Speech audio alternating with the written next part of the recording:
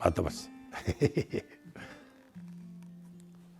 Ээжтэйгээ 70 хүртлээ явна гэдэг тийм амар ажил биш шүү. Яг л хоёулаа. Тэгэл өглөө гарахад намайг тэг 70 хүрсэн гэж мэдэхгүй шүү дээ өөрхий. 90 хүрсэн тэгэл. Өглөө гарахад үнс нь хурд ирээрээ чи тэгэл тэгж яадаг. Тэгээ өөрхий одоо 70 гарсан үгээ хаашаа л яваач. Жохон оройтаад цайлга майлган дараад ирэхдээ зэрэг хаагур дэмэдэнэ 70 болчихгүй. Тэгээ эзгүй дээ шүү дээ. Үйл нь тэгээд харин миний дүү хурж ирээд надад хамт байгаа. Тэгээ сайхан байна. За юм.